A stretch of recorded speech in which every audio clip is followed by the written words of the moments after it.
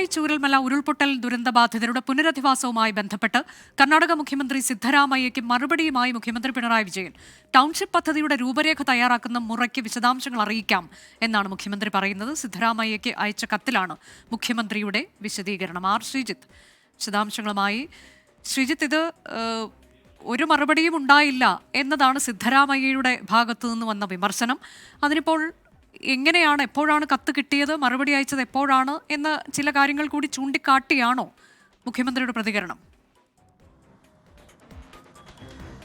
അനുജ, കത്തുമായി ബന്ധപ്പെട്ട വിവാദങ്ങളെപ്പറ്റി പരാമർശിക്കുന്നതല്ല മുഖ്യമന്ത്രിയുടെ മറുപടി കത്ത്.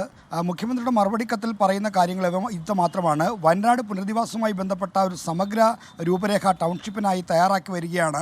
ആ ടൗൺഷിപ്പിൻ്റെ രൂപരേഖ തയ്യാറാക്കി വരുന്ന മുറയ്ക്ക് വിശദാംശങ്ങൾ കർണാടക സർക്കാരിനെ അറിയിക്കും. നിലവിൽ അത്തരമൊരു കാര്യത്തിൻ്റെ പ്രവർത്തനത്തിലാണ് ഉള്ളത്. ആ രൂപരേഖ തയ്യാറായാൽ കർണാടക സർക്കാരിനെ അറിയിക്കും. കർണാടക അടക്കമുള്ള സർക്കാരിൻ്റെ ഭാഗത്തു നിന്ന് വന്ന അടക്കമുള്ള വാഗ്ദാനങ്ങൾ സംയോജിപ്പിച്ചിട്ടുള്ള ഒരു സമഗ്രമായ പദ്ധതിയാണ് സംസ്ഥാന സർക്കാർ തയ്യാറാക്കുന്നത്. മണ്ണിടിച്ചിൽ സാധ്യതയുള്ള പ്രദേശത്തല്ല പുതുതായി ഭൂമി മറ്റും നോക്കുന്നത്. അതിൻ്റെ സമയമെടുക്കുന്ന കാര്യങ്ങളാണ് ഇപ്പോൾ നടക്കുന്നത്. ഏറ്റവും സുതാര്യമായ രീതിയിലാണ് ഈ കാര്യങ്ങൾ ജനങ്ങളെ കൂടി ബോധ്യപ്പെടുത്തിക്കൊണ്ടുള്ള ഒരു നടപടിയാണ് പുനരധിവാസത്തിൻ്റെ കാര്യത്തിൽ സർക്കാർ സ്വീകരിക്കുന്നതെന്നാണ് മുഖ്യമന്ത്രി പറയുന്നത്. പ്ലാനിൻ്റെ പുരോഗതി തത്സമയ ട്രാക്കിംഗ് സൗകര്യങ്ങളാൽ ട്രാക്ക് ചെയ്യാൻ കഴിയുന്ന രീതിയിലാണ് വിഭാവനം ചെയ്തിരിക്കുന്നത് എന്നും അറിയിച്ചിട്ടുണ്ട്. നഷ്ടപ്പെട്ട പഴയ വീടുകളോടുള്ള ഈ കാര്യങ്ങളെല്ലാം ചൂണ്ടിക്കാണിക്കുന്നുണ്ട്. ഡിസംബർ 6 മാത്രമാണ് കർണാടക സർക്കാരിൻ്റെ കത്ത് ഇവിടെ ഔദ്യോഗികമായി ലഭിക്കുന്നത്. സിദ്ധരാമയ്യയ്ക്ക് മറുപടി നൽകിയിരിക്കുന്നു മുഖ്യമന്ത്രി.